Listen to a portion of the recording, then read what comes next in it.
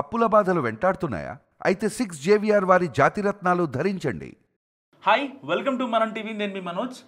అసలు జగన్ అసెంబ్లీకి వస్తాడా లేదా సజ్జల రామకృష్ణారెడ్డి వ్యూహాలకు బలవుతాడా దానికంటే ముందుగా వైసీపీ ఎమ్మెల్యేలు దాదాపు 6. దీంట్లో కొత్త మంది ఎమ్మెల్యేలు ఉన్నారు, కొత్తగా జాయిన్ అయిన వాళ్ళు ఉన్నారు, అండ్ సెకండ్ టైం ఎమ్మెల్యేగా అయిన వాళ్ళు ఉన్నారు. వాళ్ళంతా కూడా ఇప్పుడు జగన్ను కాదని అసెంబ్లీ సమావేశాలకు వస్తున్నారు. సో డిస్కస్ చేద్దాం. వచ్చే కొద్ది రోజుల్లో ఏపీలో వర్షాకాల అసెంబ్లీ సమావేశాలు ప్రారంభం కానున్నాయి. సో ఇలాంటి నేపథ్యంలో మళ్ళీ వైసీపీ అసెంబ్లీకి వస్తుందా రాదా, మరి ప్రజా గొంతుక ప్రతిపక్ష హోదా లేకపోయినా ప్రతిపక్షంలో కూర్చొని ప్రభుత్వ నిర్ణయాలను ఎండగడుతుందా లేదా అన్న చర్చ ఇప్పుడు జరుగుతుంది ఇది పొలిటికల్ సర్కిల్లో. సో వాస్తవానికి మొదటి నుంచి వైసీపీ ఎప్పుడైతే 2024 ఎన్నికల్లో గట్టిగా గెలుస్తామని గెలవలేకపోయిందో దాని తర్వాత కొన్ని మారిపోయాయి. అంటే వైసీపీ అనుకున్న పని జరగకపోవడంతో వాళ్ళు అసెంబ్లీని కూడా బాయ్కాట్ చేసే పరిస్థితి.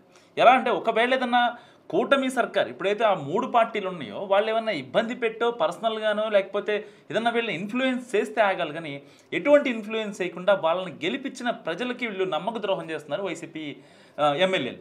సో కేవలం జగన్ మాట విని చాలామంది ఎమ్మెల్యేలు ఇప్పటిదాకా ఏ అసెంబ్లీ మీటింగ్కి రాలేదు. అండ్ ఇంకొకటి ఏంటంటే దీంట్లో వైసీపీలో సకల శాఖ మంత్రిగా పనిచేసిన సజ్జల రామకృష్ణారెడ్డి ఆడుతున్న పొలిటికల్ గేమ్లో భాగంగా ఇప్పుడు జగన్ ఆయన ఎమ్మెల్యేలు వాళ్ళంతా ఇప్పుడు డైలమాలో పడ్డారు. ఇప్పుడు వెళ్ళాలా వద్దా? నిన్నగాక మొన్న ఏపీ సీఎం చంద్రబాబు ఒక బహిరంగ సవాల్ వేశారు. అదేంటంటే మీకు దమ్ముంటే వైసీపీ వాళ్ళు అసెంబ్లీకి రండి అని చెప్పిన పరిస్థితి. సో దానికి సజ్జల రామకృష్ణారెడ్డి గారు ఏం మాట్లాడతారంటే దమ్ము ధైర్యం కాదు, ముందు మీకు దమ్ము ఉంటే ప్రతిపక్ష హోదా ఇచ్చి చూడండి, మేము వస్తామో రావో చూస్తాం అంటారు. అంటే ఒక ఆయుధం కావాలి, ఆయుధం ఉంటేనే వస్తాం అంటారు. నిజంగా ప్రజాక్షేత్రంలో నిలబడ్డాక ఆయుధం కావాలని ఎలా అడుగుతారు?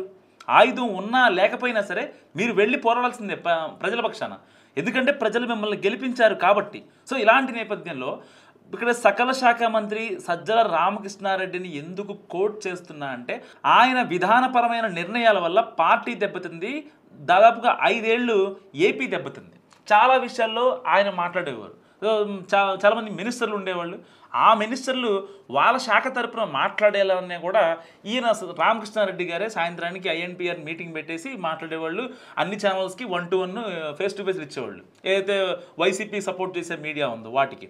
సో అంతా బాగానే ఉంది, మీరు చేశారు, తర్వాత బయటకు వచ్చారు. సో ప్రజలు మిమ్మల్ని వద్దనుకొని పక్కన పెట్టారు కాబట్టి మరి ఇప్పుడు ఈ 1.5 yearలో జరిగిన ఏదైతే అన్యాయం అక్రమం అని చెప్పి మాట్లాడుతున్నారు కదా, దానిపైన వెళ్ళి మాట్లాడాల్సిన హక్కు మీకెందుకు లేదు?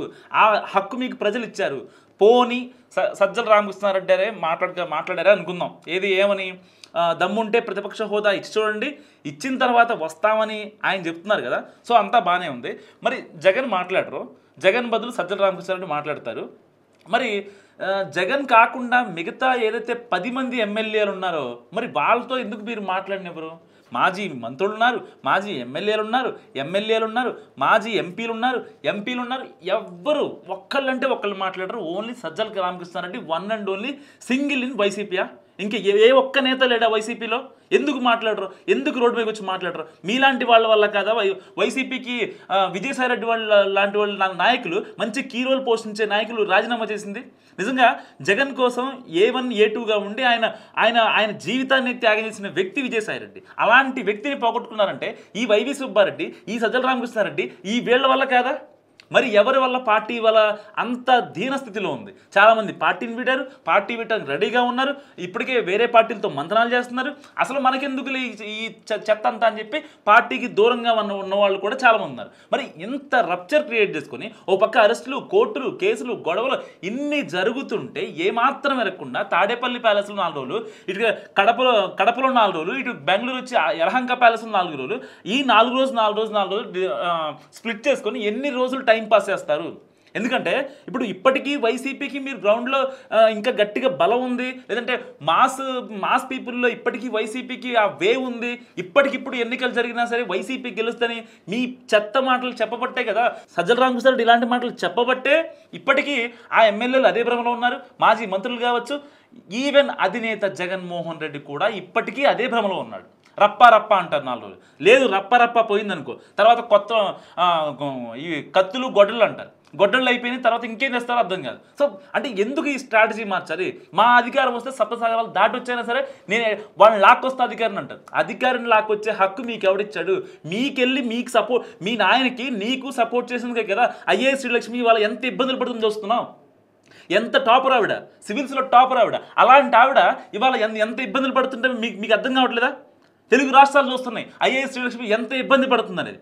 ఇంత అంటే ఒక రకంగా కేవలం ఇప్పుడు అసెంబ్లీకి రాను అని చెప్తున్న పరిస్థితి. సో అసెంబ్లీకి రాను అనే మాట మాట్లాడుకుంటే ఎప్పుడైతే చంద్రబాబు నాయుడు గారిని నిండు సభలో అవమానించారో దాని తర్వాత ఆయన రానని చెప్పాడు అసెంబ్లీకి. అప్పుడు దాకా ఆయన అసెంబ్లీకి రాను అని చెప్పలేదు.